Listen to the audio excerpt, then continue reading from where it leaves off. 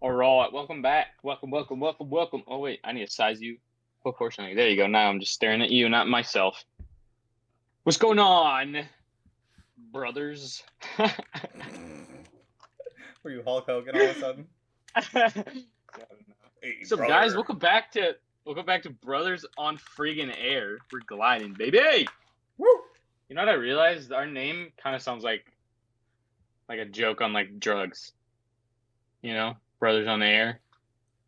Oh, It could be a podcast about the science of drugs. I mean, I I don't know. guess. It's just a thought. That's what my That's brain not is. even close to All what right. I thought of when I named it. It was more like the on-air sign. Yeah, I know what it is. That's what I thought. I'm just thinking about it more I don't know. now. I don't know, dude. I don't know. It sounds kind of dumb. All right, welcome back. Today, this week, this episode. What are we discussing, Thomas? Let the viewers know. A little bit of Lord of the Rings. A little bit A of little bit of Lord of the Fellowship Rings. of the Rings. The best one. The best one Really? You would think so? out of all of them. Yes, I think Fellowship of the Rings is the best one out of the three. That is big bold, but okay. Yeah. Well, let's give a little synapse of the movie. This Wait, movie is really quick. quite I just dense. need to tell you something. Let's do it. I watched a movie other than this one that you told me to watch a while back. I don't know. What movie did I tell you to watch a while back? I watched Sound of Is it? Metal. Oh, nice. How'd you like it? It was pretty good. It wasn't bad. Yeah, The end yeah. the end That's kind what of I thought. sucked. Like it didn't suck, but it wasn't like what I was expecting. I guess like I was expecting like a little bit more of like an ending, but it wasn't bad. I thought it was pretty good. I like the ending. It is a good movie. Yeah, I like what they do with sound in the movie. yeah. So it's on Cool. Amazon Prime. If y'all want to go check it out, it's pretty good. Sound Yeah. of Metal. It's about a metal drummer that loses his hearing. So Very good. yeah, Very good. it was quite All right. eye-opening and kind of sad, but Yeah. good movie. Before we Anyway, begin this, though, just want to give a little spoiler alert. There you go. That's Gandalf giving a little spoiler alert. Spoiler alert. Obviously, these movies have been out since 2001, so you should. I don't care. It's 2021. It's literally been 20 years. All right. You should have seen these movies by now. So let's give a little synapse. all right, go for it. You start. I'm just gonna go off my mind, and I'm gonna try to write it like I would a paper. Actually, no. I just wrote a 6-page paper like 2 hours ago, so I'm not gonna do that. Yeah. We begin our story on Bilbo's 111th birthday. Yes, sir. They do a celebration. Bilbo decides that he has grown tired and weary and wants to go reside up in the hills with the elves before his last couple of elderly days. He leaves everything, including the ring, to Frodo. I'm gonna like quick synopsis because this movie is like 3 hours long. Yep. Leaves everything, including the ring, to Frodo, where Gandalf goes off on an adventure and discovers that the ring he has had all these 60 years is actually the one ring that has been forgotten. Gandalf sends Frodo, Sam, and 2 other hobbits named, what are they called? I always forget their names. Pippin and Pippin and Merry. Merry. Pippin and Merry. On their way to meet him at the Prancing Pony as he goes and meets with his superior, Saruman. He finds out that Saruman has joined alliances with Sauron, and he gets into a fight where he's stuck on the top of a mountain only to be saved by Galadriel's flying eagles. Yep. We then turn our attention back to Frodo and Bilbo, where they run into Aragorn for the first time, who saves them from the ring wraiths, and takes him on a journey to the elves, where Frodo gets stabbed by a ring and saved by, what's her name? I forget her name. That elf. I don't ever know her name. I don't remember, but do you know that is Steven Tyler's daughter?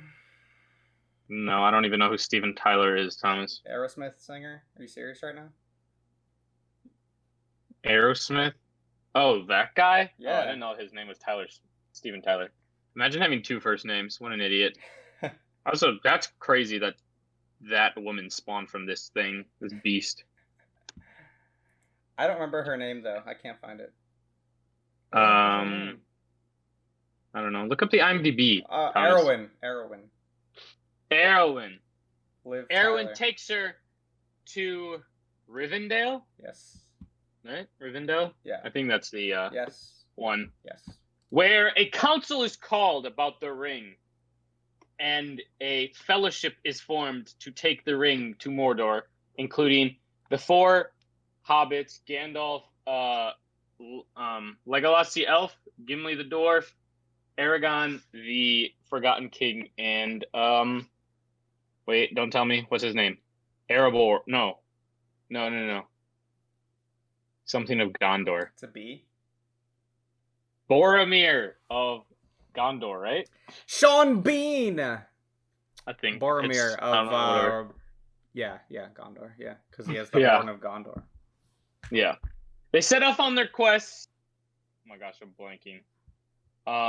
What happens right? Oh, they get pushed into the mines of Moria by Saruman, where they find a Belrog, a evil spirit that was mined out of the depths of hell by the greedy dwarves.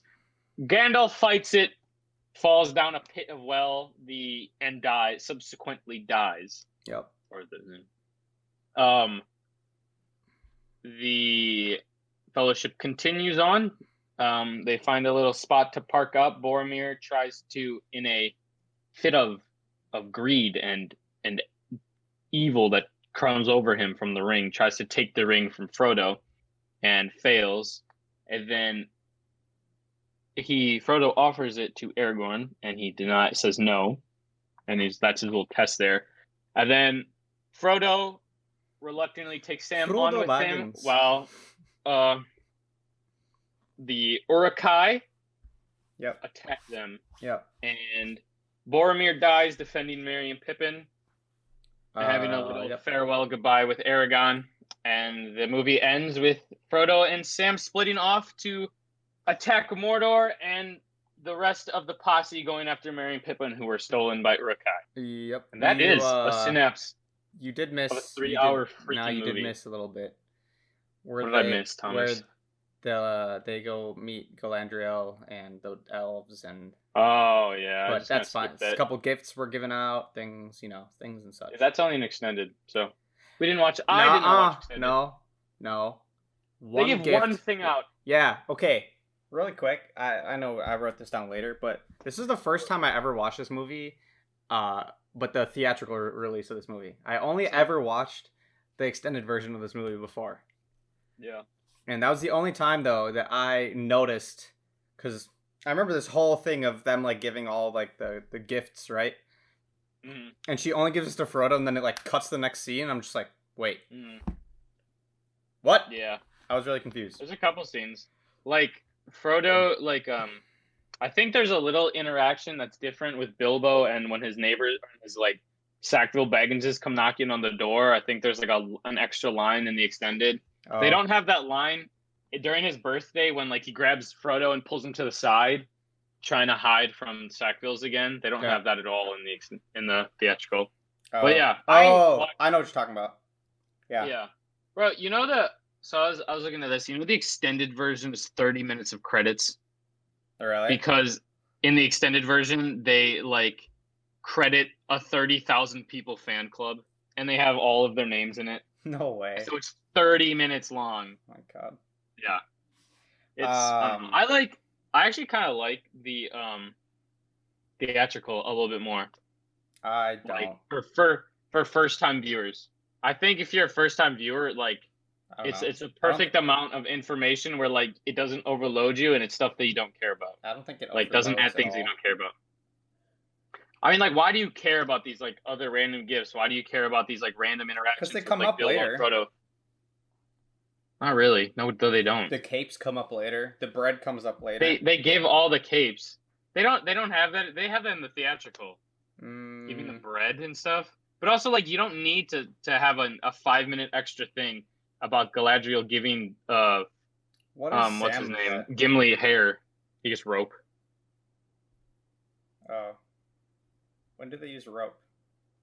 I don't think they ever do. Really? What does Merry and Pippin get? Daggers. Do they ever use that? That they use, right? I have no clue. Maybe they stab something. I don't know. What They about threw Legolas rocks. and Aragon? Legolas gets a new bow. Aragon. I don't think she gives anything to Aragon. That's right. I think Okay. like she sees his like necklace and Maybe goes it's like you. Yeah, maybe and like it's the not thing fully with necessary, but I don't know. the thing with like Boromir and like the hair, like it kind of is weird if you just like watch that. But apparently, like there's like I watched some like background info thing, and apparently there was like some other person or elf or something that like wanted a strand of like Galadriel's hair because it was like powerful or whatever. And so like when he kind of asked for it, she gave him like 3 strands more, and it's like kind of this like weird thing, which is like so weird and random that like it just doesn't make any sense. I don't know. So weird. But yeah, All right. Well, shall we dive in? I have backstory in this movie though that I'd like to say before we do this on the creation of it. Go for it. So we all know we have 2 things. We all know that this is made by Tolkien, right? Written, yes. Written. And what's interesting, I didn't know this before, is that like Tolkien, when he was making this, he was upset that like there was like really no like strong like mythology for like Britain and like Europe. Like you kind of have like Egyptian thing and like the Arabian stuff. I don't even know. There was not like a hard mythology outside of like what King Arthur and Merlin, I guess, is like the only one that I can think of. But like, so he was kind of upset that like they never had this centered one that everybody thinks about. So when he made this, he was thinking of it as like mythology of Britain. So like it's like 2,000 years ago, like in Britain type thing, which is interesting to me, and I think is kind of cool, which I didn't know. Also, in the background, this is actually interesting as well. So making this movie, Peter Jackson was working with Harvey Weinstein. Oh, your battery died. Continue. You just want me to keep talking? Yeah, you can keep talking. Peter Jackson was working with Harvey Weinstein. And Harvey Weinstein like was the producer of like it originally and backed like $20 million into it. And they had a script of 2 movies done, but it kind of came to a halt because when they started to like make more stuff, they realized that they needed like a bit more money to do like what they wanted to do, and Harvey just couldn't get the money. So Harvey said, hey, what if we just make 1 movie out of all of this? Harvey suggested to make 1 movie out of all of these, and Peter Jackson was like, no, I can't make 1 movie out of this. This is at least like a 2 movie. Like that would be doing a disservice. So Harvey let them shop the movie around, and he said, you can like, I'll let somebody else, like Harvey Weinstein was a producer, right? And like kind of had the rights, but he allowed them to like shop it around to other people to see if they could make it. But the deal was they had to write him a check of $20 million, like right off the bat. And if they were going to make like 1 movie, he would just wanted to make it, obviously. So they went like around pitching the movie. And what they did was they like filmed a behind the scenes making of like a 30-minute, like how the movie's done to like show people. And I think the last person they pitched to like picked up the movie, and it was New Line Cinema. Yeah. And so they decided they wanted 3 movies, right? Yeah. They were like, why 3? Why 2? Why not 3? And they like threw like everything at this. What the heck? Yeah, I read that actually. I read that they had to like shop around different production companies and movie distribution companies. Because at first people were like, wait, whoa, 3 is way too many. Then they were like, well, not 1. Okay, fine, 2. And then they're like, wait, why 2? Why not 3? And they're like, yeah, fine, let's just do it. I mean, like, even at that time, there's really nothing done like that. Like, Star Wars had, like, multiple movies, but they were, like, done 1 at a time. They weren't done at, like, like 1 whole thing and then cut into 3. And, like, the production of the original Star Wars was an absolute nightmare from beginning to end. Yeah, I'm sure. But, yeah. Harvey ended up getting 5% of this movie. Oh, really? Which is, like, a lot. Yeah. And, yeah, I mean, as bad as the guy was, I think Peter Jackson, at the time of like this interview that this person got it from, he was like, Harvey Weinstein was actually like a nice dude of letting us pitch, like move it around. Because Harvey could have not let them like pitch this movie out, and he could have just been like, nah, I'm going to make this into 1. All right. Which, so, hey, we got the best trilogy ever made. Bold, but cinematically. okay. Not bold. Oh, I love these movies. All right. Well, with that, we are like 15 minutes in, so let's finally dive into this movie. Let's get it. Okay. Let's start off. As per usual, there's some fantastic prologue. Intro. Good stuff. Apparently, it was originally going to only be 2 minutes, and it turned out to be 7.5. Yeah. So, good stuff. My very first thought that I wrote down was right after watching The Hobbit, this movie is dated. It now to me looks dated. Especially before I didn't really have that opinion, but especially because we just watched those movies that were like a lot more recent and like really good CGI and all that stuff. These movies look dated. I'm not complaining. I almost kind of like it. The fact that it looks a little dated now. But still fantastic opening scene. Cool backstory about the ring and all the things. I mean, they just did a 4K like HDR version of this. Really? That you can get. Yeah, but I mean, I think probably what we're watching it at is like 1080. I'm guessing. I'm just watching it whatever HBO pushed out. Yeah, that's what I'm assuming. I wonder what was the original. What do I look up? Resolution? Sure. Lord of the Rings. I don't. Yeah. 35 millimeter. Nice. Good stuff. That's what I want. As the original trilogy was shot on 35 millimeter film using a great deal of practical effects. I don't know, probably just like HD, like 1080p, nothing crazy. Yeah. But yeah, so now there's a 4K version, but apparently the Balrog looks dope with it, which makes sense. Yeah. Yeah. All the smoke effects and fire. But yeah, it still looks good. Why is like the ring so cool though? Why is it so sick? Know. Because you know so what? Awesome.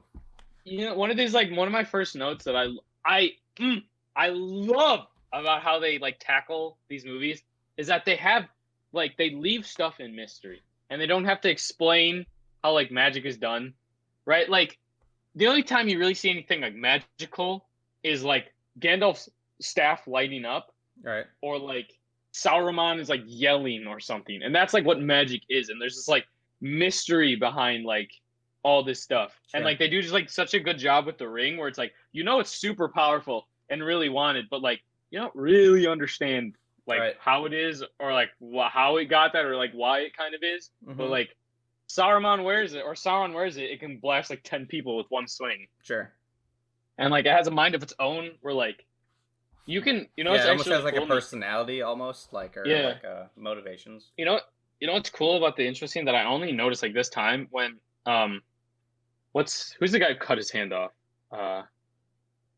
Him, yes. Oh my gosh. Yeah, I forget his name. Isildur. There you go. When he grabs the ring, it like shrinks in his fingers. Yeah. So like it originally was like large and then it goes down, which I'm like, how massive is Sauron's hand? Yeah. By the way, that it was like this big. He held his finger in his hand and it was like. Yeah, that's true. It was like his whole palm. Look, why is it so cool though? Like when he has it and it all disintegrates, right? And it's like gold and it's like all like the writing is all like shine. Oh, it's so cool. Yeah, it's dope. It's sick. It's just, I love the ring. Yeah. Also, the first battle looks dope. Like they like pans out and you see like the waves coming at each other, and then there's like the height difference with like it just looks cool. Yeah. Even though it's like only like a minute long sequence, it just like looks like a dope battle. Yeah. But yeah. I definitely throughout this whole like 7-minute intro, there's like a lot of information. I definitely forgot that Gollum is like hella old. Yeah. I totally forgot that he had the ring for like 200 years or like something like crazy. Yeah. Like he's been around for a while. Which makes you like think like that's why he like it kind of gives you an explanation of how poisoned he actually is. Yeah. Like he's beyond help. Yeah. Like, with that ring. Yeah, it's like a freaking like meth or heroin junkie that's been going on it for like 25 years. It's like, all right, this man's gone. Yeah, honestly. Again, I noted that I kind of like how it feels dated, and even like the sound quality of like them talking. You know, when you watch like Hmm. movies from like the 80s or 90s, like there's just Yeah, like static, like it's not super clear. Even that, there's like a little bit of it, and I kind of love it. yeah, Um, yeah. but I I just mean, noticed it right it's when good. like Bilbo and Gandalf are talking, not Bilbo, Frodo and Gandalf were talking to each other on the cart and they're Hmm. walking in. Um, Mm, but like, what a great intro to the actual movie! Like when a yeah. great intro right into the Shire, where they they meet, blah blah blah. They're like riding in on the cart. Hmm. Um, I like how it says the first time it like when it says the Fellowship of the Rings, it says it over Frodo just sitting there reading a book. yeah, Like that, like that's where like I mean like that that's a prologue, and then like that the start of the actual like where we're at right now movie right, is just Frodo chilling reading a book, and then it just says like it's like you hear the Hobbit music and it's just like serene, yeah. and it's so nice. Bum Like bum what a good bum yeah. bum bum bum. Well, like a Uh, good just intro to like even it like kind of like is a good intro to, like Frodo as his character. I feel like because yeah, you're just like okay, this is the main guy. Like is right here. I'm looking at him. yeah. Um, yeah, so you're introduced to Frodo. He's chilling in a meadow, just reading a nice book, waiting for Gandalf to come along. He hears him, runs over. You're late. Wizard is never late. Blah blah blah. So Mm, they ride into the Shire on the cart, and he asks him about all the what's going on in the world to update him. Basically, like what's the news. mm, I definitely there's a bunch of things that I noticed because we just watched The Hobbit, and I haven't seen this movie in a while. So then we went to this. mm-hmm, mm-hmm. Uh, Gandalf totally mentions a dragon. Again? Yeah, he mentions it to Frodo. Um, What did you say? he's like, he said I had nothing to do with that dragon or something about that. Oh yeah, yeah, yeah, yeah, Yeah, yeah. Because he was definitely saying did not notice there's like that a before. disturbance of the peace, and he's like, all I did was merely pushed him out the door, Yeah, and that's it. yeah, that, Yeah, yeah. I that's definitely that funny. I never noticed that before. There's a couple more of Yeah, those. really. Um, yeah, there's a couple, but I that was really cool. It was Yeah. cool when they pull up to Bilbo's house. There's an oak tree on the top, Yeah, which is yeah, super cool. that's Apparently, cool. it took the like effects people or the I don't know whoever was Mhm. designing like the sets. They had to Yeah. individually stick each leaf on that tree. Um, so that was That's so I really funny. like that because obviously in the Hobbit he like shows him like the acorn or Yeah, the it was yeah, an acorn, right? I think so. yeah, yeah. So that was really cool. That's cool. Um, again, Let's more move on. Easter eggs. Sorry, Yeah, whenever you want to say something, butt in. But no, it's Gandalf fine. walks in and he picks up the map of Yeah. Erebor. So cool. Like Hmm. I had read that before when we talked about the Hobbit in like a trivia thing, but like just seeing it like in the movie, I was like this has always been Hmm. there, but I never like noticed it. You know what I mean? Yeah. It like pans into the Lonely Mountain as you walk in, which is like Yeah. it's interesting to think because like these were like obviously they like there's a backstory of Bilbo from like The Hobbit Right. that like you had to read the book at the time of these movies coming out, but it's interesting to be like, oh, that is from these movies that they made later, and it's like in Right. these. Right. It's just like cool. Yeah. Um. So they Which also like just gives like sorry, it just gives like credit to like Jackson as like a writer for these. yeah. Like he did such a good job just like adapting from the book to like what how much information we actually need for this movie, and then also grabbing these like little things that like book readers would have been like, oh, that's cool. Yeah. Like that's like like little things like, oh, that's a nod to the smog Definitely. to smog. Yeah. But yeah, So yeah, for the birthday. they meet again. They catch up a little bit and all the things. Hmm. Um, and yeah, so it goes into Bilbo's birthday, his 111th birthday. Again, Bilbo is telling stories to the kids. He's telling the story of the Hobbit. If you noticed, Mm, uh, he's talking about what was he talking about? the The trolls. trolls. Trolls, yeah. Yeah, Which is super it's cool. cool. They did super well with like forced perspective in the Shire. Like like when Gandalf Yeah, was around, like they did so like it was so good. yeah. The Um, like the one I think I talked about this like in one of the other podcasts of The Hobbit, but like later when Frodo and Bill and Gandalf are like having tea and talking, mhm. like it looks like they're sitting right across from each other, but like they're obviously not. Yeah. But yeah, they did a really good job with that. Um, what else happened? But yeah, I So mean like Bilbo disappears. It's, All the stuff, you know, yeah. the things. Which Frodo gets the ring. Yeah, the whole keep it secret, keep it safe happens. Yeah. Dude, Gandalf just Gandalf, leaves.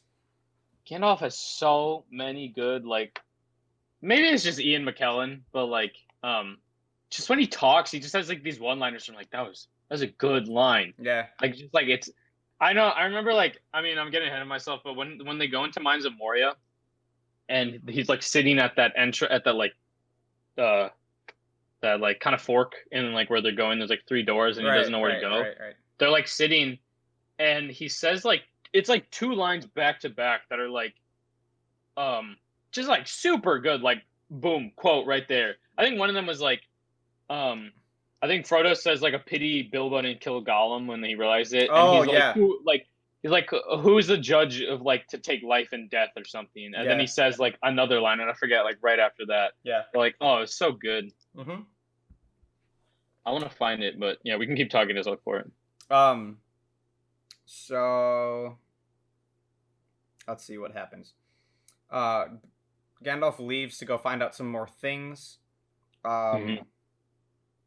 That's when he gets like I guess captured, right? He has a little wizard duel deal, right? Yeah. Okay. Which yeah. Christopher Lee. So funny. Actually, no. He comes back. Does he? Yeah, he comes back. Sends Frodo on his quest, and then goes out again. Oh yeah. And then, which like I mean. Oh yeah, because he grabs Sam and all this stuff. Yeah. So they just move on to that because they leave and blah blah blah. Anyway, Christopher Lee is such a good cast. Like, oh my gosh. What an amazing casting right here. First off, do you know he was the first cast of this movie? Ian McKellen? No, Christopher Lee. Christopher Lee? Yeah. Also, that's crazy. He's been a fan of Lord of the Rings forever. He actually met Tolkien, which is super cool. What the? How old is that guy? He was born in the 20s. Yeah.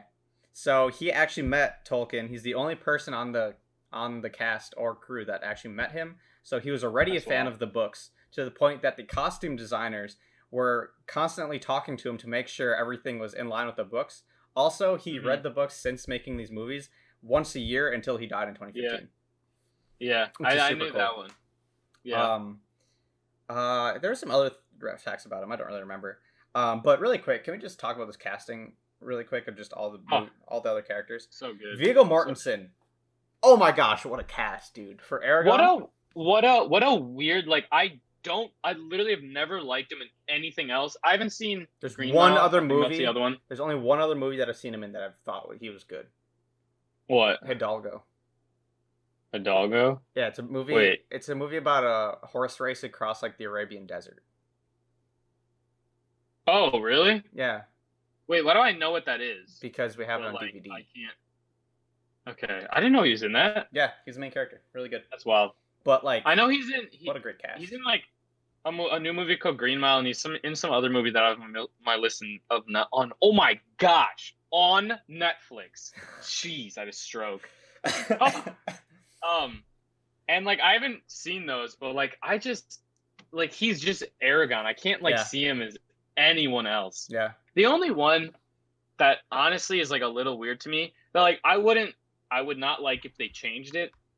But honestly, Frodo is just kind of an odd cast. Right. Because like, they wanted to like cast a bunch like I like read this or I watched like some person talking about this. They like cast everybody from Britain, right? Because like that's what Tolkien wanted, like a bunch of English actors, is like an English mythology. And then they were looking still for like a Frodo. They had a lot of the people cast. And this guy, what's his name?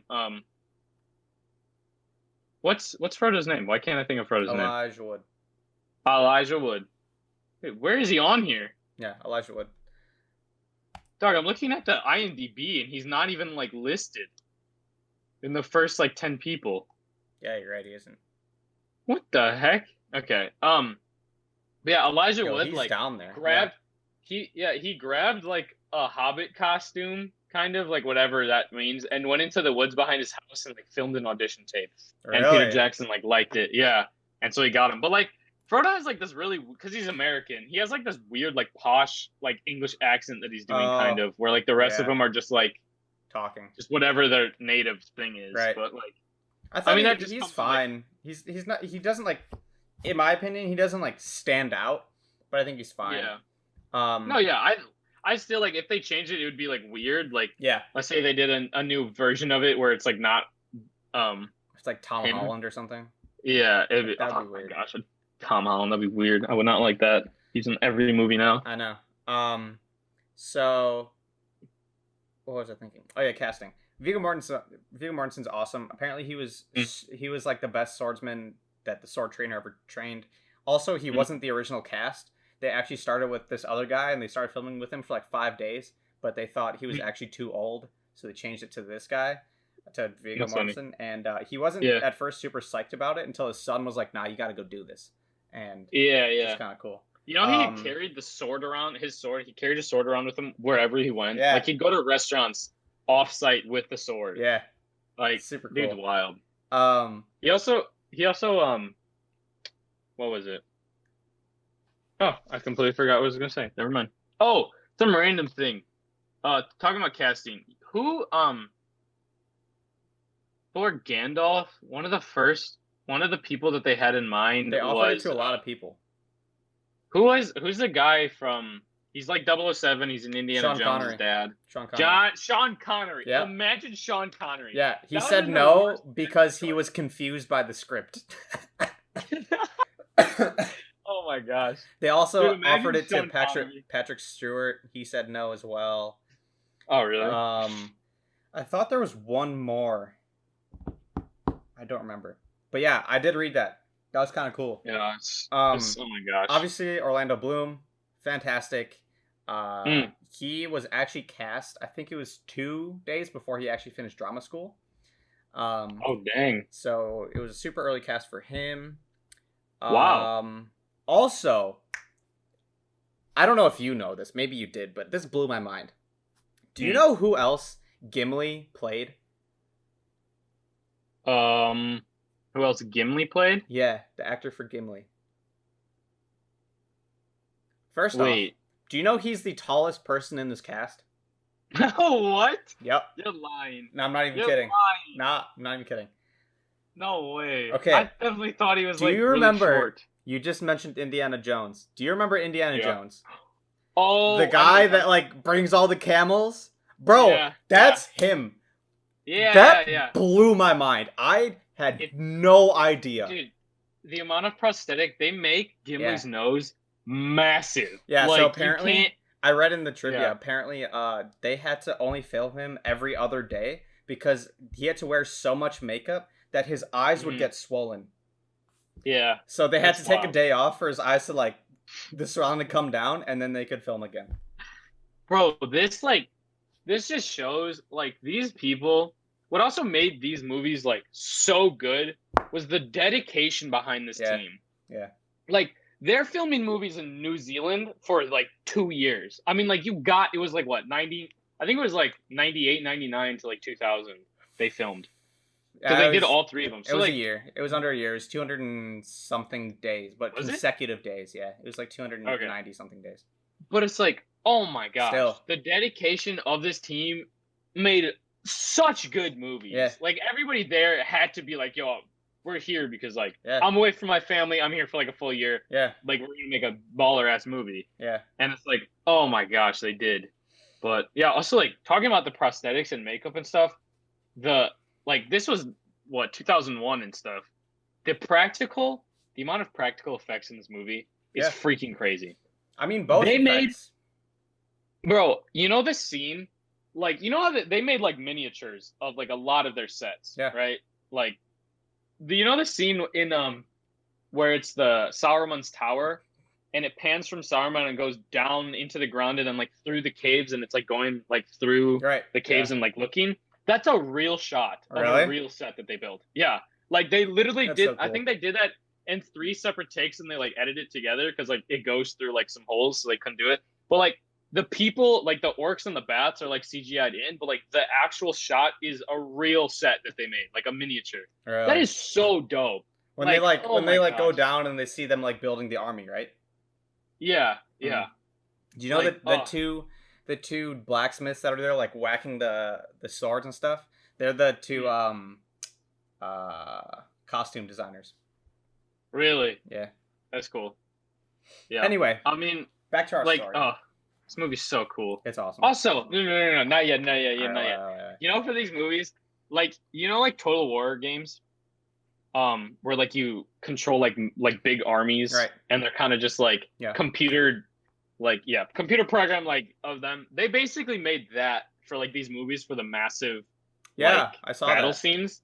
So like every like independent orc kind of like looked the same but like acted like on their own type thing, and apparently they gave them like personalities in the sense of like when to flee and stuff. And the first time they did it, all the orcs ran away because they were too cowardly. And so they had to like up there like change the settings, which is so funny to me. Like, yeah, I read something about that like program. Great thing That Peter Jackson invested like a bunch of money into building this program, and it was so good that they could even like pinpoint one orc, and like it wasn't even just a horde. They could like only like adjust like one character, and they could even like go in and see like their view of where they were. Like, it was super cool. That's dope. This is like in like 99/2000. Yeah, like, that's crazy. Yeah. It's amazing. What the heck? Yeah. All right, where were we? Back to what is this? This movie, I guess. We were at Saruman gets grabbed, and then they meet Aragorn. Yes, right? That is exactly where we are. In that scene, that's where oh no. Oh my gosh, I want to talk about this. I don't want to miss it. What? This also just like shows this also just like adds to Peter Jackson's like just good directing. The scene where they run into Merry and Pippin, right? Yeah. And fall down into the trail. It's like I like that scene like a lot. That as like when I watched this as like a kid, that scene would stand out all the time just because like it was just kind of like weird, right? Like they all fall down, and then like Merry, Pippin, and Sam are like, oh, mushrooms, and they like go get mushrooms while like Frodo's just like kind of standing all alone, and then like the path like kind of elongates and gets like all warped, right? Yeah. And so you're like, oh, something's coming, and like they hop off to the side, and this like the first time that you really see like the ring wraiths, and like the intro, like how Peter Jackson like showcased the ring wraiths for the first scene is so good. Yeah. Like, oh my gosh, super you see menacing. like Frodo. Yeah, like Frodo is scared and like knows that it's something like dark, right? Because like his ring is all weird. Like the first shot you see is like the horses like kind of like this weird like kind of bloody almost like it looks weird horse, and then like the ring wraith hops off and you just see this like dark like foot and like of that armor, and you just hear like the intensity of his footsteps walk up to the tree, and you slowly see like the hobbits get more serious as it goes, like Frodo, Sam, like Merry, Pippin, and they get like more like, oh, this is like we're in trouble, stop like worrying about the mushrooms. And then he like grabs the branch and like breathes a really weird breath in, and everything gets like dark, and even the creatures are like wriggling around, and you're like, I've seen so little and I know so little about these ring wraiths, yet I know that like they are these menacing, dark, creepy people, like random things. And then like he throws the bag and they like start running off and have these like chase scene. But like, what a good just shot of introducing the ring wraiths. Yeah, it was so good. Because that's how he did it. He didn't have to sit there and actually like explain why they're scary or like like literally any backstory. They gave them almost no backstory other than the fact that they were once humans. But later, they gave this like 10 minutes later. Yeah, not even. You don't even know that like those are, unless you watch like us. We watched The Hobbit up to here, right? And we know like what the ring is. But like, this is the first movie. You don't know that the original 9 ring holders of men are those ring wraiths. Exactly. You're just like, what is this random like black cloaked creature? Yeah. That like makes even like the bugs of the earth crawl at his presence. Yeah. Like, oh my gosh, it's so good. Yeah, they just did it so well. It's from. Even like the horse looks like whack. Not even just the person, like the actual thing, like his mount that he's coming in on. That it was both like natural and unnatural. Do you know what I mean? Yeah. Whereas like the orcs were like riding like them weird like hyena looking things, so it already looks evil. But this is like a whole different You know? Yeah, like you see the horse's like foot, and it's like, oh, it's just like a horse, but there's like this weird like goop or like almost like blood. It looks like that's like on the horse, and it just like the presence of even his animals like weird. It just doesn't feel right. I think it even Um, like I feel like that plays well off of like you coming from the Shire and like the Hobbits, and then you meet the ring wraiths yeah. almost. Sorry, I It's was almost something like doing no, it's something fine. quick. It's almost like the Yes, like I sir. like how like the further away from like right like the Hobbit, the Shire is like our world. I mean, the Shire is like what like I mean we as viewers basically like I mean Tolkien's writing it. It's like the modern world, right? The comforts, like what we like, music, like just living well. Where like everything else is like unknown. Right. So like you like us as viewers can kind of attach to the Shire, and like the further along, I like how like as the further along the story goes, and like the further away they get from the Shire, like the more they run into like weirder and like kind of scarier stuff. Yeah, like unnatural to um unknown. Yeah, that's really Yeah. true. I think they do both. Obviously Tolkien, because he wrote all this, but also Peter Mhm. Jackson. They really did well in the sense that they like really made you identify with the hobbits and identify with them in the sense that like that's who you would be in the story. Do you know what I mean? Mhm. Yeah. Or like They that's who you like identify as you're going through the story with. yeah. Frodo's like a really good like audience vessel type thing for us to like latch onto him and be like I'm kind of where he's at, where he doesn't know this world and he's learning it as he goes along. Mm-hmm. And like we're kind of like that. We're like I mean, if most stories with this same plot, like the main character wouldn't be Frodo. The main character would be like Aragorn. Like most stories would take Aragorn as like the main character I because mean, like he's a beast. He's like, yo, I'm this like we forgotten can. I think king. this is more of a discussion for the next movie, but like, who's the main character? Well, like, yeah, Do you yeah. know? I mean, We can come yeah, back. We'll come back to that next movie, but yeah, like, that's something to be which I said. like, Yeah, which I think is really cool when yeah, like you have two characters that are so like large in this. So like you're like, okay, who's actually the main character here? yeah. I think so. But yeah, and we continue on. They get to what's it called? They Bree, get to the village of Bree. Bree. Yo, That's where you. this looks like a nice little village. Can I just say? Like, other than like when they keep walking down, and it's nighttime, Yeah, and so it looks like all menacing and they're small. But like yeah. right when they walk through the gate and it like pans up, it's like this Hmm. is a nice Yeah, little yeah. town. That's cool. I don't That's know. where we see Peter Jackson's cameo. Yeah, Did you catch it this time? I did. The little carrot drunk guy. Yeah. But yeah. Um, But what else happens? Oh, okay. So they walk in. They meet Aragon because he's sitting in the side. I which is don't. a good let's talk about that as well, Thomas. What? I think that is really cool as well. The first time they meet Aragon. Yeah. Because like also this is this I heard somebody talk about this, but like me thinking about it is like really cool. Like the first time you meet like the ring wraiths, right? Mm-hmm. Like as we just talked about, they're all like dark, but you can't like see anything in their hood. It's just like black.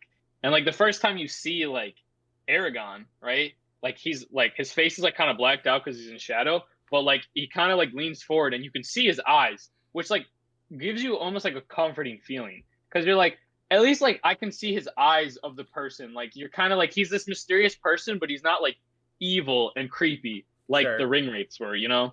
It's like I like can glad, and then like 2 minutes pass and you're like, oh, he's actually like helpful and he's like gonna save them. I think it's like an interesting. I don't know. I think it's interesting because you meet these you have two introductions that are very close to one another, but they're both similar and very dissimilar at the same time. Like we just talked about when we see the ring race and the Nazgul or whatever you want to call them. Yeah. You know exactly what they are right away without much explanation.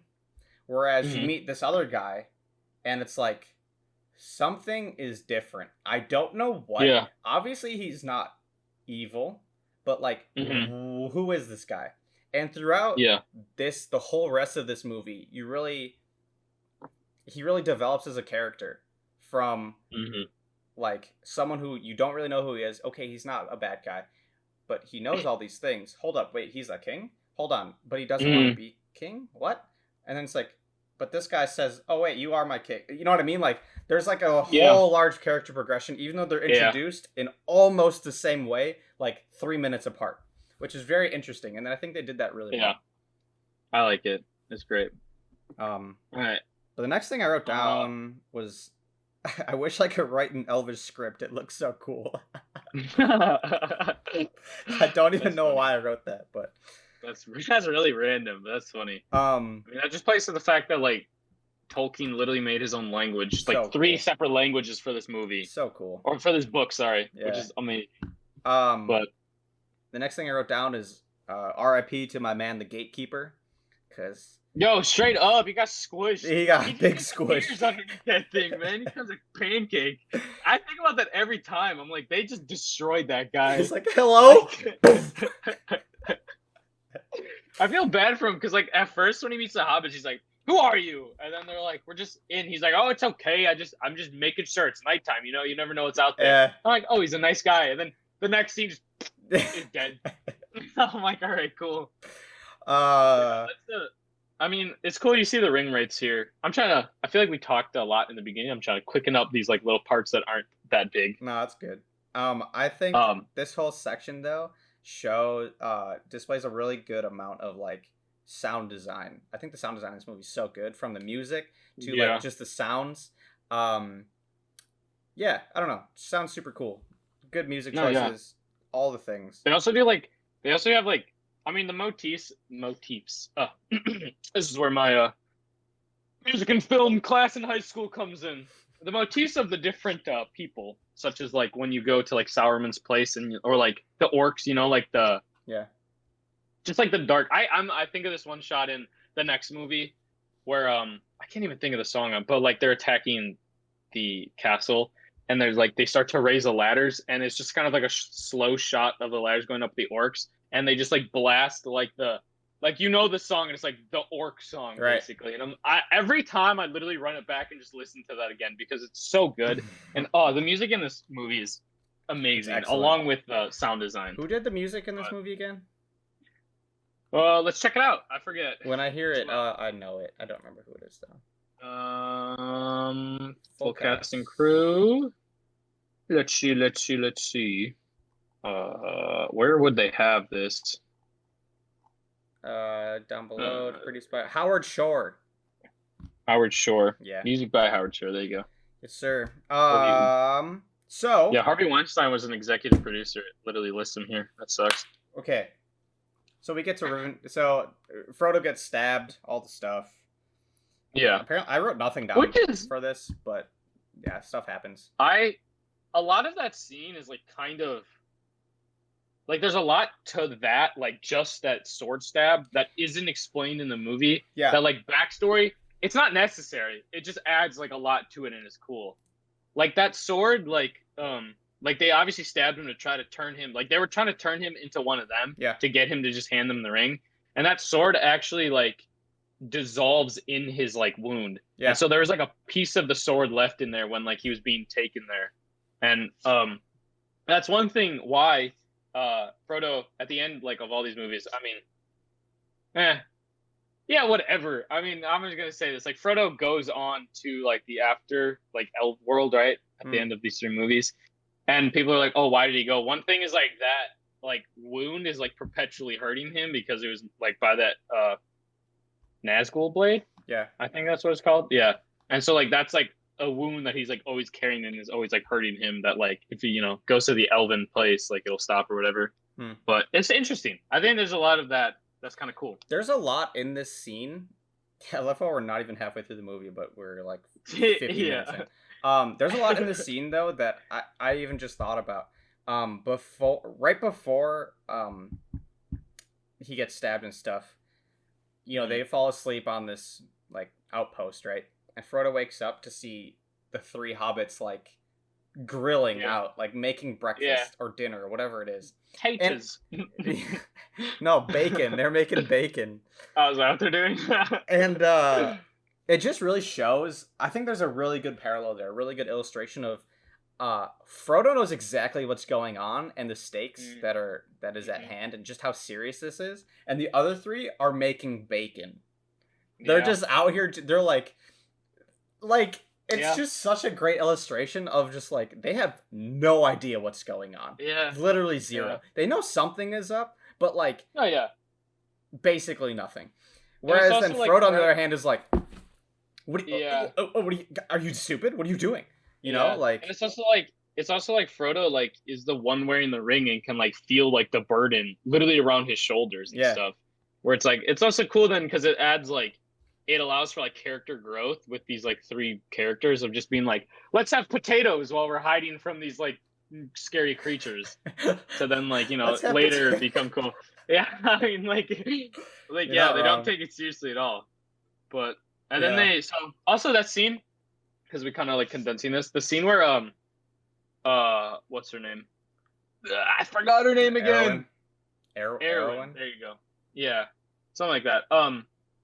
That wave in the book, like the wave of water she makes, that is actually I read her something about this father, too. Yeah, who is what's his name? I forget. Why am I forgetting all of their names?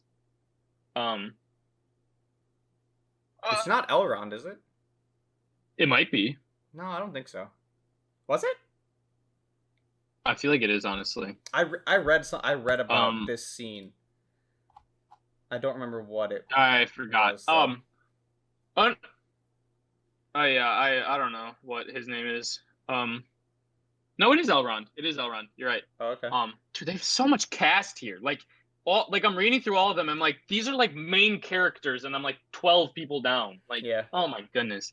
Um, but in the book, that's Elrond, like the wave, and then Gandalf adds onto it and has the horses. Like the horses, like where Gandalf just kind of adding to that because like it kind of like turns into like creatures right at the end, which Yeah. like is really weird and really random, but I think it's kind of funny.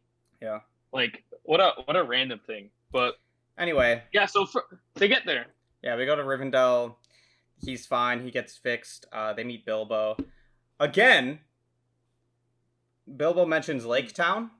He mentions Mirkwood. Oh yeah. He mentions the Lonely Mm. Mountain. All while talking to Frodo and Rivendell, which is so cool. Again, never Yeah. noticed it before. Watching it over again Yeah. after the Hobbit's super cool. Yeah. Right. Yeah, stuff The happens. fellowship meeting. Yeah, I wrote nothing else down between now and Oh, I getting love- to Moria. So if What? you wanna, yeah, I don't know. I love that scene. I Okay, know, the it's good. scene of the fellowship meeting is so good because it's the first time you legitimately see you see elves, I guess, but like, you see dwarves and kind of humans and elves like relationship with each other Yeah, at that point. Like dwarves hate elves, men like are kind of just like ignorant. ignorant, yeah, and elves are kind of these like stoic. Like I mean, you just kind of see them all, and they're all gathered there. We're like the Gimli's first reaction to this ring is just slamming it with an axe. Like it's interesting. Also, which is really cool, the scene with Boromir. Like the classic, like one does not simply walk into Mordor.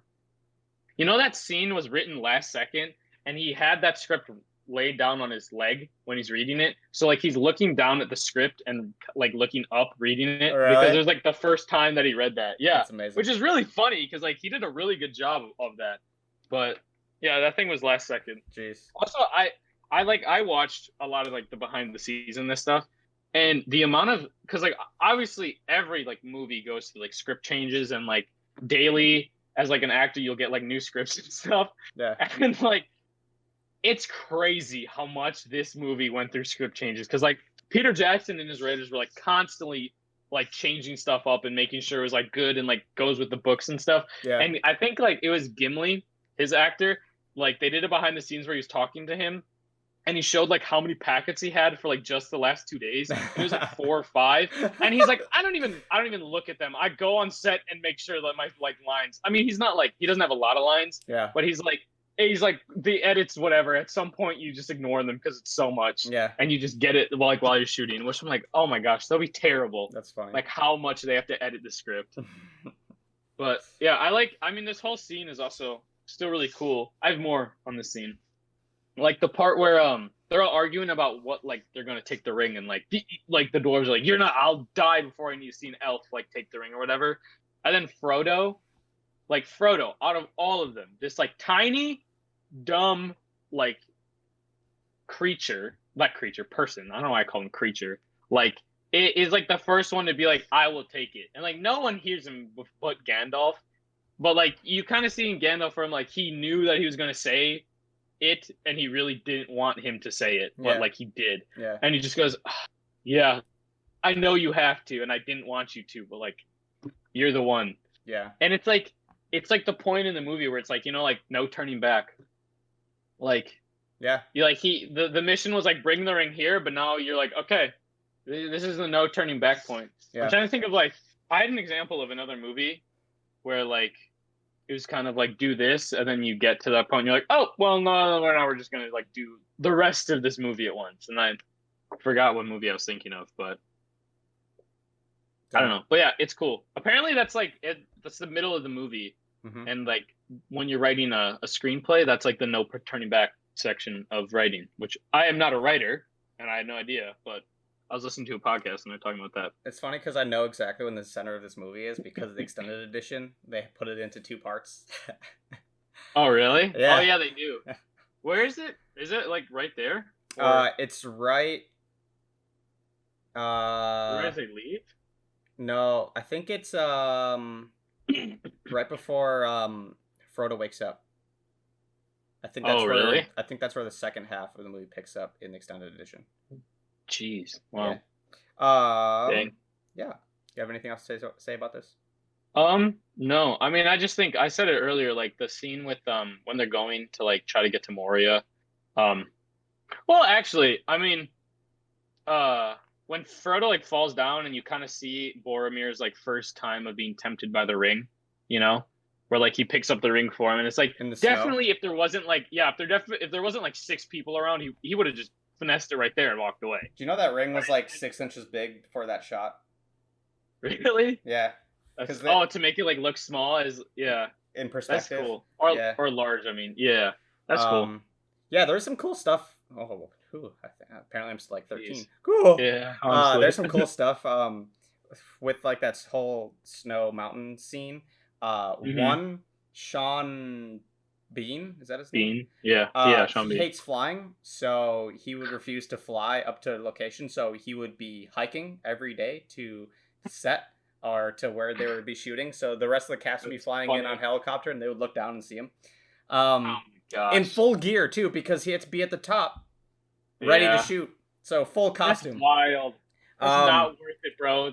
I know, it's so dumb. Hop a NyQuil and just fly up there. Also, there was a scene when they're on the cliffs. Legolas is walking on top of the snow, which is kind of cool because it like shows like, they're super light on their feet, blah blah blah. Yeah. Which is kind of cool. I always like that scene. It's like really random, but like kind of says like a lot. Yeah. Interesting. But yeah. So they get to Moria. So they go to Moria. Okay. I wrote down, how is this a riddle? It's literally as literal as can be. Well, speak the word friend. Wait, what's the word for friend? Says the name, opens. That's not a riddle, my guy. No, it stops. What does Frodo say? Because Frodo's the one who like. He says, what is the Elvish word for friend? Oh yeah, that's weird. And the password was speak friend, and like you will be let in. Literally. Yeah. Say the word friend, and that's it. Well, that even shows being like Gandalf is like this big guy, but he's overthinking things. But like the Hobbit, he's just like, yo, literally just say the word friend, and that's what it is. Yeah. So it's like, but and then you get into Moria, and what I looked up finally comes into play. The 2 lines of Gandalf. Yeah. I mean, you get the whole scene where like even that whole scene is really interesting. But go ahead. Yeah. I mean, you get the whole scene where, like, 100 dwarfs are dead, and they find out their lineage of Moria is dead. Whatever, dwarfs. It's sad. But, like, right, they pull up to the thing. You get introduced to Gollum, which is cool. So it goes, I literally have, like, the script kind of shot for shot. Yeah, you get introduced to Gollum, but not even that. Gandalf, like, foreshadows Gollum being, like, more of a part of the story. Because he's, like, I feel as if his time, or, like, he says something about almost literally saying, like, he'll be around, don't worry, you know what I mean? Yeah. He says, there's something down there, it's Gollum. Gollum, he's been falling for days. He escaped the dungeon of Barad-dûr, escaped or let loose, and now the ring has drawn him here. He will never be rid of his need for it. He hates and loves the ring, as he hates and loves himself. That line is so, as he hates and loves Deep. himself. It like also foreshadows without you even meeting him. It just kind of shows his like, it's like bipolarness where like it's Smeagol and It's Gollum. like dual how, like, goes back personality and forth. disorder. Yeah, it's like he hates and he loves himself. And then he goes, Smeagol's life is a sad story. Blah blah blah. I don't know if he like says it here. And he says it's a pity Bilbo didn't kill him when he had the chance. Gandalf, pity. It was pity that stayed Bilbo's hand. Many that live deserve death, and some that die deserve life. Can you give it to them, Frodo? Which is a good line. It is good. Do not be too eager to deal out death and judgment. Even the very wise cannot see all ends. My heart tells me that Gollum has come part to play yet for a good or ill. I do not yet know, or whatever. See? That was super cool. And then, that whole discussion is awesome. Yeah. And then, even like 2 seconds right after that, Frodo says, I wish the ring had never come to me. I wish none of this had happened. And Gandalf says, so do all who live to see such times, but that is not for them to decide. All we have to decide is what we do with the time that is given to us. There are other forces at work in this world, Frodo, besides the will of evil. Bilbo is meant to find the ring, in which case you are also meant to have it, and that is encouraging thought. What? It's literally a minute. It's like 30 seconds, and you got 2 fantastic lines by Gandalf. I think it's super. Oh my gosh, that whole interaction right there of him saying, "I wish I wasn't here," and he's like, "I'm so, like that sucks, but like we can't all choose." I think that's super like cool to also think about in the sense that when Tolkien was writing this, it was just after World War II. Yeah. I mean, he was a soldier. Like he was in the war and stuff. Yeah. So it just kind of like not necessarily foreshadows, but like it like speaks to the like what just happened that affected like a whole generation. I mean, I think it like that definitely obviously like affected his writing. Like right here is kind of like a thing. Like, I mean, as us as an audience, we're like kind of like we feel like closer to Frodo than probably most anybody. Mm-hmm. And like right here, kind of like it even is a good line for people. It's like people when you're in like tough times and you're like, I wish this wasn't me. It's like, well, everybody wishes that, but like we don't get to decide. We just decide what we do with the time while we're in it. Yeah. And it's like, I mean, that also like that obviously plays to Tolkien in like the military sense, but like other things of the military is like his relationship that he wrote with like Aragorn and Boromir is like they didn't really like each other at first. Where like Aragorn was a forgotten king, Boromir's like we don't need a king, like you're forgotten, like you're like an abandoned person. To like where the end, where he dies and like they're like hand in hand being like they're like brothers in arms at that point. Like yeah, like you're my brother, but it's like nothing that like is like me and you, we're like blood brothers. But like them, it's like they're brothers through like a forced experience of like going through battle. Where like Boromir at the end is like my brother, my friend, my king, and it's like, whoa, yeah, like whoa, like that definitely is like plays into like Tolkien's military aspect, where like all these hundreds of men went to war and like they're all brothers just by this forced terrible experience of war. I mean, you even see and that like, with the even just the relationship between the 3 that are left, like throughout the second movie, I guess, like when the Fellowship was first like formed, they were all like, all right, I'll do it, but I'll do it for Frodo. Yeah, for the good of for the greater good, basically. And then when they're split off, it's like, all right, well, hopefully they'll be fine, but that's not our path anymore. But let's go do this thing. I know we're at this point, we could all just go home, but we're gonna like bond together and grow together and like go do where else we're called. At the end, when like they all split off and like Merry and Pippin are captured, Aragorn was like, "We will not like let Merry and Pippin succumb to like all means of torture and death. Like they are like we are going to capture them. We brought them in with us. Like they're one of us. Let's go get them." Yeah. And they like go off to the second movie, and like, what's his name? Legolas and like Gimli become like friends, even though like they hate each other and stuff. Which is funny thinking about. Again, we talked about this before, but like the Hobbit, Legolas is the one who insults Gimli's dad, like the picture of him, which is so funny. Like, just like it just comes full circle. It's like a random little thing. Also, when I just remembered this because I read it again in trivia earlier when they're in Moria and Gimli says no one tosses a dwarf. That was written. That was filmed after he was tossed. in the second movie. That's funny. Yeah. So they're in Moria. Yeah. They find Balin's tomb. Big sad. Rip Balin. What a guy. He's good. He's my favorite dwarf from the Hobbit. The bald one, right? Yeah, big nose bald guy, old man. Okay. Yeah. Big nose. Freaking Gandalf going off at Mary was hilarious. Throw yourself in next time and rid us of your stupidity. He like goes off at Mary all the time. It's like, so I feel great. Like Mary is Gandalf's punching bag. I swear. Mean, he's not wrong. I mean, he was then captured, and then he did have like the seeing stone thing that he didn't say anything about, and then he like threw himself in battle like the next time, and then he like tackled the king off and was almost burned, and like that's funny. Yeah, I like that. Yeah, I like that. But like you see, I mean, this is the first like kind of major. This is the first major fight, right? Yeah, of like orcs in there. I think it's really cool. Yeah, you know, like how the whole thing was like black and white. There was like no color in that whole scene. Yeah, there really wasn't. It's like all gray. Very. Yeah. Yeah. I like that scene a lot because like, I mean, it's leading up to scene. I think they're goblins, right? Yeah. They were not. I did right. I stand corrected. That was indeed orcs and not goblins. Really? Yep. Yep. Because I remember I did say that in an earlier episode, and you were like, I don't think so. And we got there. You were indeed correct. Yeah. So like I like the like you can hear their like little hyena cackle. Do you know what that is?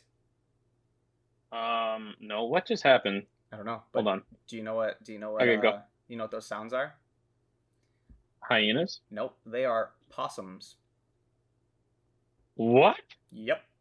Those sounds are from That's possums. Wild. Mm-hmm. That doesn't make any sense. Super Sorry. weird. Okay. That's weird. That whole scene was good, but I had some. I don't know. It was kind of weird that it was all black and white to me. I don't know why. I just noticed that, like there was like no color in the whole scene.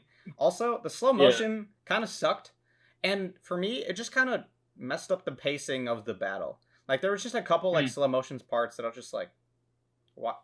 I don't Peter know. Jackson really does like intermingled slow motion in his movies, I feel. But like he uses it like a lot more than a lot of people, but he also uses it.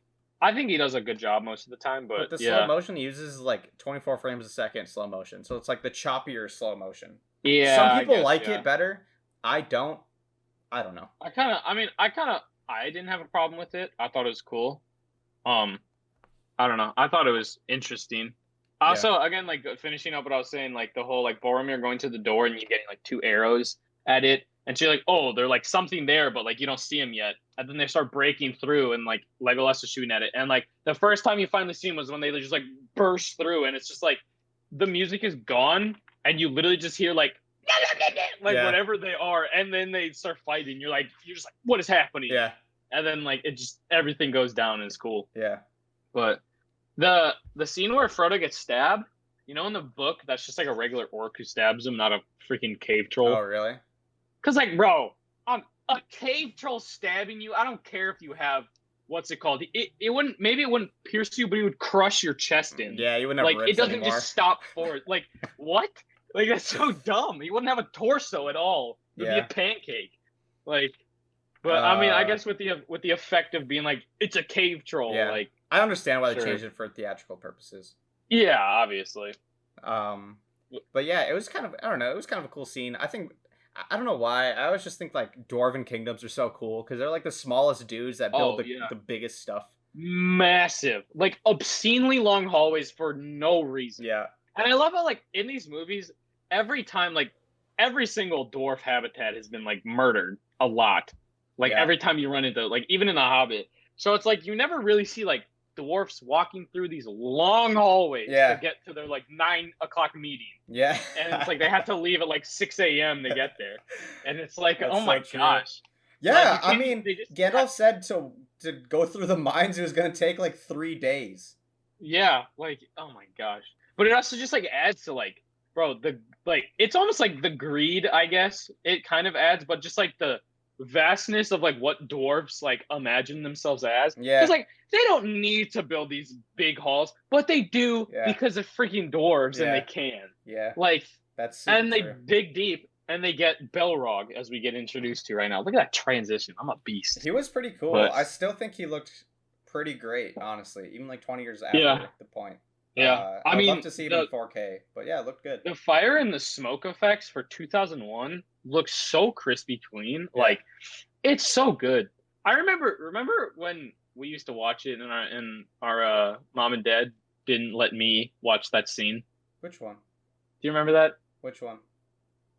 That scene with the Belrog when he comes in. I'd always have to close my eyes. Really? Yeah. I didn't know that. That's funny. Yeah, it's weird, but I always think of that every time I watch that scene. That's funny.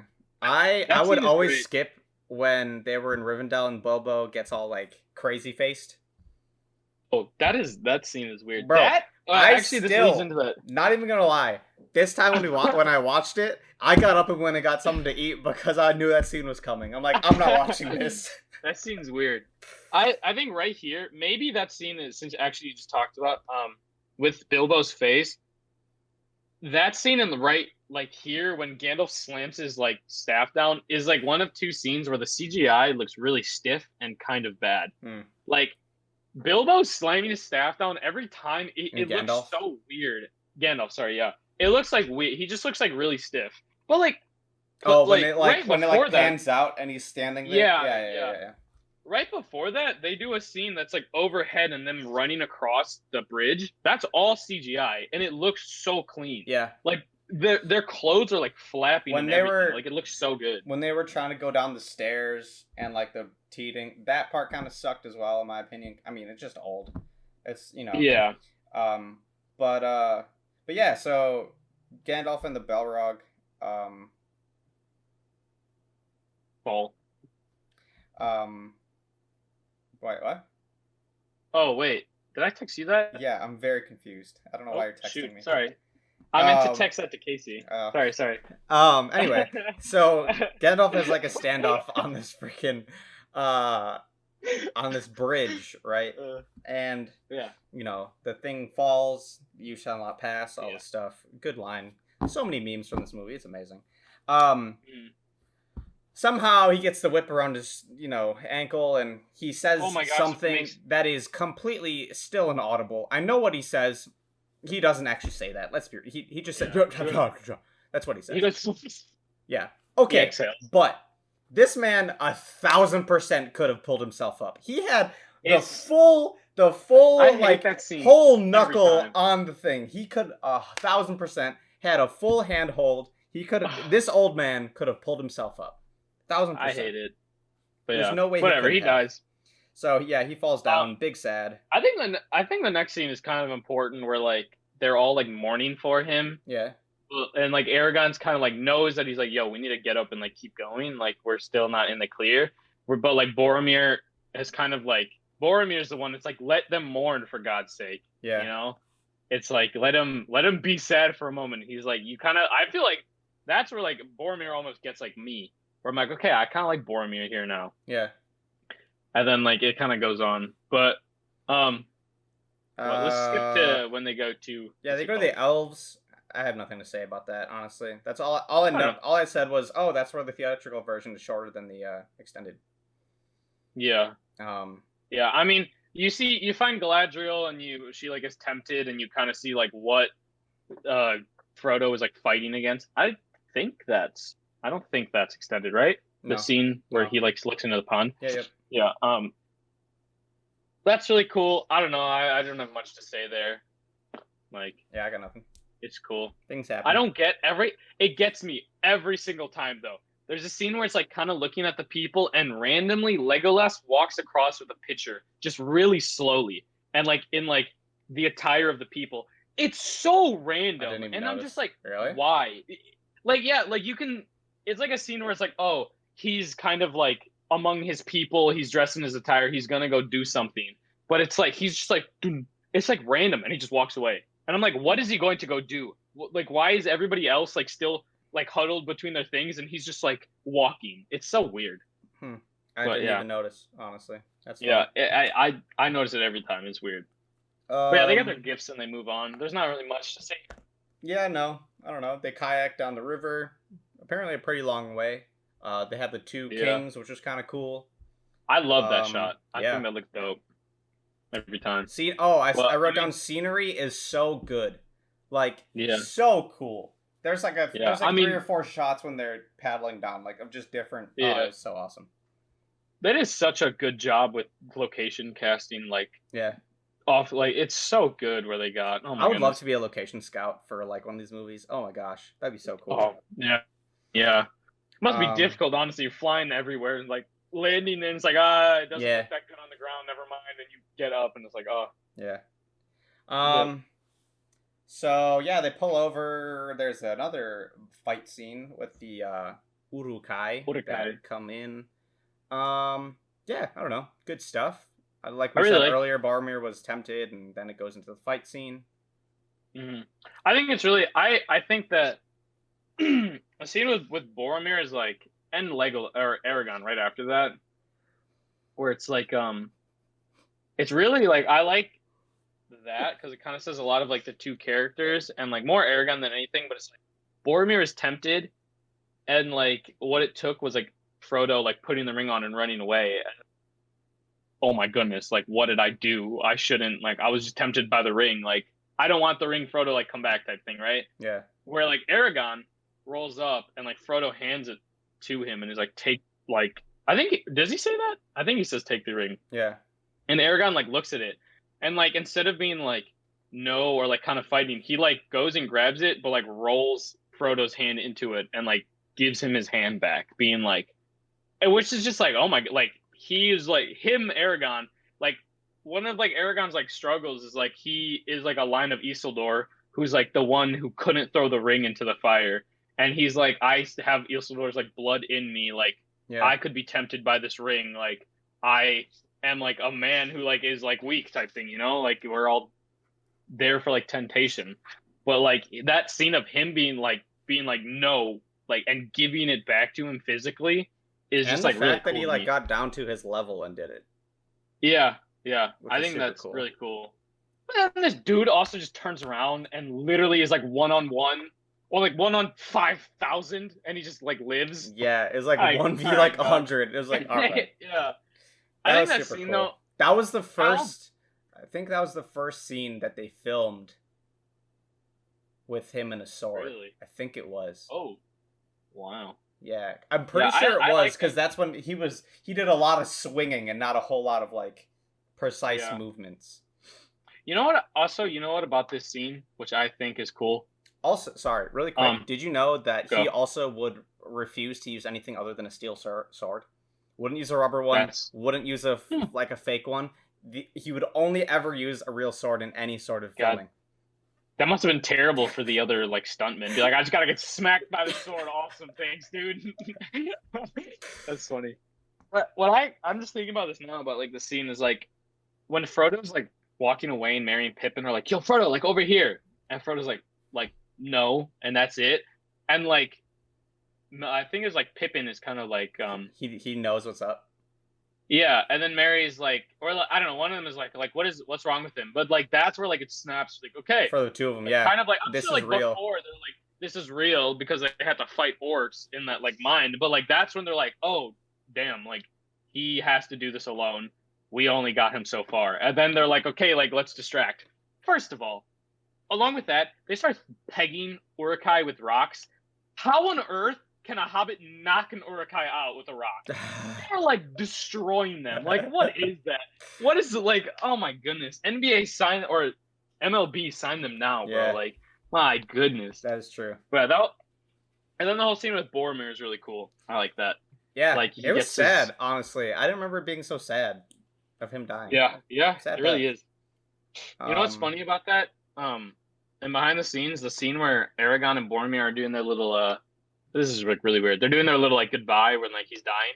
They cut like they were filming that and then they cut for like lunch and he and like they were I think Boromir or Sean Bean was like doing an interview and he's like yeah, it's kind of weird because like we did this scene, it's like a really sad scene and then and then they're like we ate food and then we had to just like come back and do this really sad scene, like super like full and like breathing food in each other's like face. It's like funny.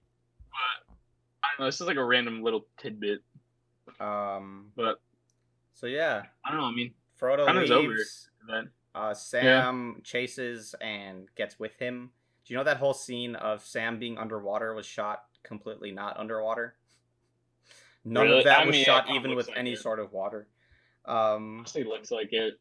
Yeah, it really does. The lighting's like a little exagerated to be underwater. To be honest, Very, looks like yes. too weird. What But is he made of? Like lead? Like can these guys just yeah. not?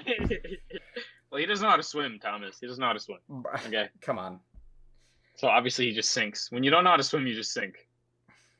I don't know. But yeah. I don't know. But yeah, so then the other three decide that, all right, we're going to go after the other two hobbits and free them and do the things. And Sam and Frodo walk off into the terrible CGI distance. So yeah, I don't know. The very last thing I wrote is extended version is better. Yeah, I like the extended version. I think if you're a first-time viewer, you don't want to watch the extended version because it's like 20 extra minutes of content for like no reason when you're like first getting introduced. But like, I like the extended as a very avid fan of Lord of the Rings. Yeah. I think especially in this one, I think out of all of them, they like a lot of the extended version is like good. I think in like the later ones, some of the extended versions get like. I don't think I've ever seen the other. I think I've only ever seen the first one in extended, actually. I've never seen the full movies. I've seen the clips of the extended. Oh. And like a lot of them are just like, it's just like random tidbit information where it's like a little conversation here. I'm like, I don't need that. I as a fan barely even need that. Like first time viewers definitely don't need that. Yeah. So like, fair. Yeah, I think the theatrical is good. I think as a first time, especially like the movie that was like originally out when like it first came out in 2001, I think they gave a good amount, like the amount of information where it's like a good amount without overwhelming you with like info. Sure. With like random stuff. But yeah. Are we going to rating? I mean, I don't really have much to say on this. Yeah, I mean, that's all about I have. I also wrote that Aragorn just dominates these movies, but I think that's a discussion we're going to have next time, for sure. Yeah. So we can leave that for now. But, I don't know, rating? Like, for me, probably like an 8.5, 8.6. Whoa! 9.8, baby. No, dude, this is not a 98%. Get out of here. 9.8. This movie is fantastic. You know what? Movie, like, you know what? I do not. I'll give you a 9. I'll give you an 8. No. 7. Anything below a 9 is pointless. I'm gonna give you an 8.7. Anything below a 9 is pointless. No. 9.8. I love these movies, and I think especially this movie shows what a movie can be, especially in like a trilogy version. Like it's so. Oh, this movie's so good. Oh my goodness. I don't know. Yeah, 9.8. It doesn't do it that much for me, but I think it's still a very good movie. It's fantastic. So an 8.7. Definitely, I think it's the best one out of the trilogy. Honestly, since I've like rewatched them, I think this is the best one out of the trilogy. My favorite one usually is the second one, but I haven't watched them for a while, so I guess we'll find out once I see the second one. I just have the least amount of gripes with this movie. Like the other ones, I kind of have some meh. Well, I guess we'll find out, won't we? Yeah. All right. This is a long podcast. Yeah, it hasn't been our longest, but it's been pretty long. Yeah, I can't think of anything else to say, honestly. So obviously we're now in the second part of our Middle-earth series into Lord of the Rings. Very excited about it. Isaac loves these movies. I haven't seen them for a while, so I'm pretty excited about watching them again. So yeah, I hope you guys enjoyed. If you did, hit that like button, and of course, hit that subscribe button if you haven't already. Comment down below if you like these, all the things, all the normal YouTube stuff. Also, follow our Instagram down below. I'm not even going to plug our Twitter because Isaac still hasn't posted anything. So until he figures out what's going on with that, I won't even do anything. So follow that Instagram. I don't know what to do. Down below for some awesome movie trivia with the movies that we're talking about. Yeah. So, yeah. And of course, every Wednesday podcast, unless I'm lazy /forget /I'm busy, and I'll post them on Thursday like I did today. So, without further ado, I'm Thomas. That's Isaac. Hope you guys enjoyed. This has been Brothers on Air, and we'll see you guys next week. Peace! See you later.